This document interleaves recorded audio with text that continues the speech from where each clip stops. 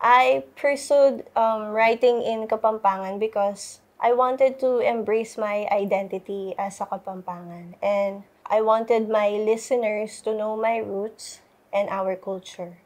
Kahit hindi maintindihan ng iba yung kinakanta ko, the effort of putting my songs out there is still worth a shot. Halika na, tayo nang maglayag sa mga aplaya ng Ilaya. Sama-samang alamin, tradisyon ng ating kababayan. Yan kasama ng pamilya at barkada. Tayo'y magnorte na.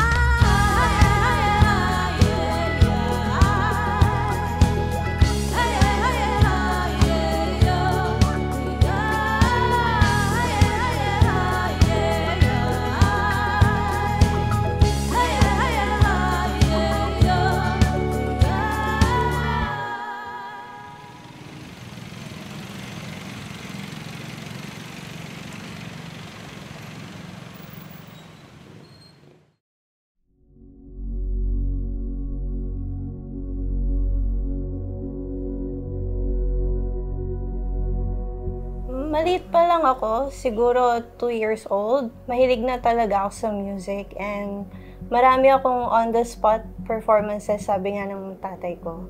And madalas kong audience yung lolo ko na kinakantahan ko habang gumagawa siya ng gitara, pakanta-kanta, kahit bulol, or hindi maintindihan yung lyrics. Tapos nung around 11 years old ako, nung sinubukan kong mag-explore or i-explore yung pagsulat ng kanta, nahiligan ko na talaga to, and blessing na siguro I was born into a family who loves music kasi very supportive sila dito sa passion ko. Nung bata pa lang siya, pag dinadala ko siya sa lolo niya, naririnig ko siyang kumakanta. Nasa tono siya, kaya natutuwa ako at natutuwa rin yung lolo niya. Sabi nga ng lolo niya sa akin sesengking anak kayo ni. Kasi ating niyang boses, biyasa yang magkanto. Habang tumatanda siya, napapansin ko na nagkaka-interest siya talaga sa music.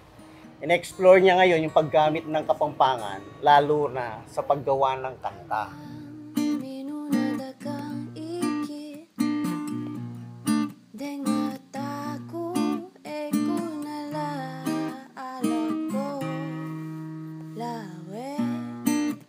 Tinatanong niya ako minsan kung ano yung mga words na hindi niya alam sa Kapampangan, and then ita-translate ko sa Kapampangan mo. Yung mga malalalim na translation sa Kapampangan para tama sa grammar niya. And around 4 years old, binigyan namin siya ng isang ukulele.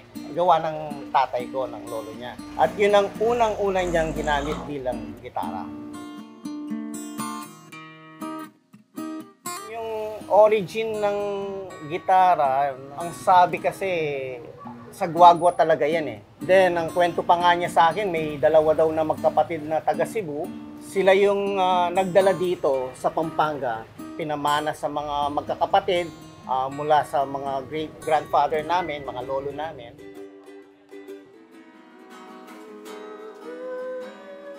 When I learned how to play the guitar, hindi ako na-satisfied sa pagko-cover ng songs. And naisip ko na kaya ko din naman mag-compose or sumulat ng sarili kong kanta.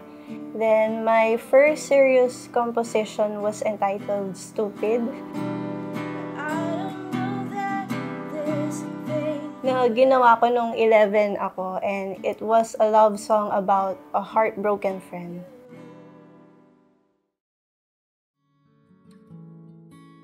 As I got older, nag-evolve din yung topic ng lyrics ko, and I got more interested in writing in the Kapampangan language. Pampangan ko,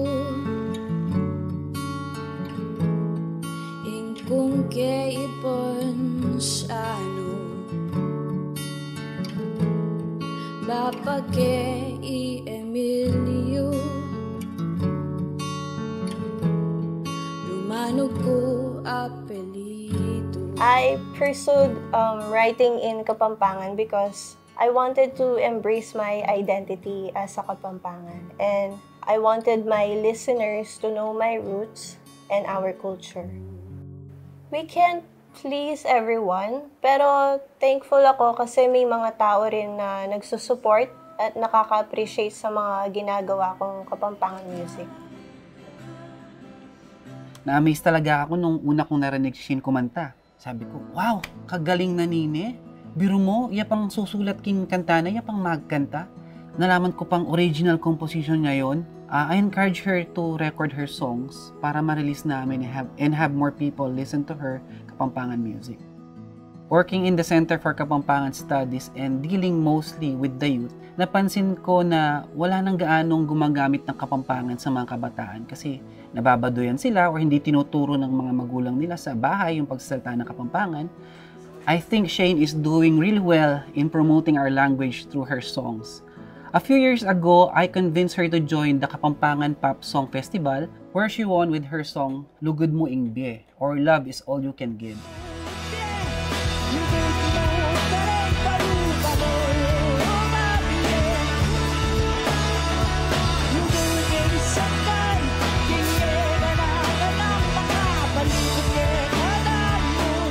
She has the talent. May potential talaga ito to inspire younger people to create their own songs in Kapampangan.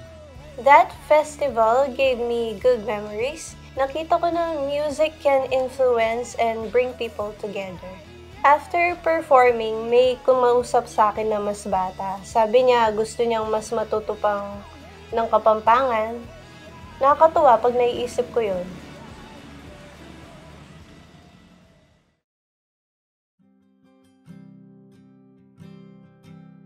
For a time, nawalan ako ng gana kasi tingin ko walang nangyayari sa paggawa ko ng Kapampangan songs, and I stopped composing and even playing the guitar. Not just for a day nor for a month, but years yun. Bali, ginawa ko, I volunteered to help in our shop during that time. May napanood akong artist and she also composed her own music. And I told myself na I can do that and I can do better. Kinita pa, kinilim ning akasya, storya mo nganing gana kanako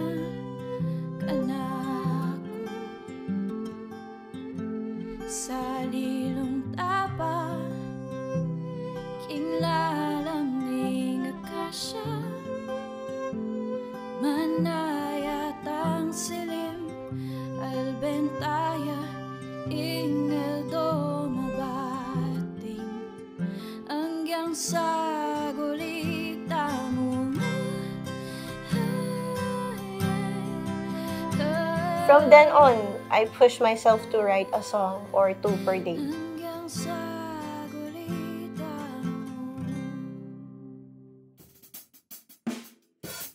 Being with other musicians in gigs, ganyan, or events and circles like the Kapampangan Songwriters community widened my perspective, humbled me, and gave me more hope. I also eventually got to meet my bandmates. Bali, si Oyo, one of our former bandmates who already passed on last year, siya yung nag-iya kay Shane na sumama sa banda namin, which is the binubuo namin dalawa ni Oyo that time. And then luckily, pumayag naman si Shane kasi that time din, naghahanap din siya ng makakasama niya as a band. Thanks to Oyo's help, we were able to start developing our band's signature sound na mix of organic and electronic, meaning may raw instrument tapos may halong MIDI and synth. The music that we made blends well with Shane's composed lyrics. Yung ginagamit niyang salitang Kapampangan, di mo na siguro marinig nowadays yun sa mga kabataan. Pero dahil doon pwedeng mapalawak yung vocabulary ng listeners namin at lalo pang ma-promote yung Kapampangan. Kids these days might equate Kapampangan music to Polosa or yung folk songs na meant to entertain. But there's also a deeper meaning to those songs. And with our band's more modernized sounds, we hope to open the minds of future generation of what Kapampangan music can be. May language barriers, but we see that music can go beyond that. Natatranslate na yung song sa internet so they can better appreciate it.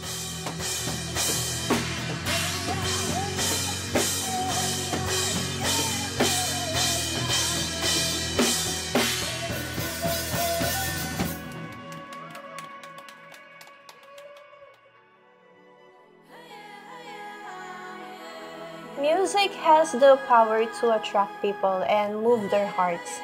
Minsan, sa tono tayo unang nadadala, then we start to dig deeper sa lyrics and we realize na relatable din yung message nila. Kahit hindi maintindihan ng iba yung kinakanta ko, the effort of putting my songs out there is still worth a shot. The stage is an opportunity to showcase the beauty, uniqueness, and depth of Kapampangan language. And people's appreciation of our language can begin with the sound of our music.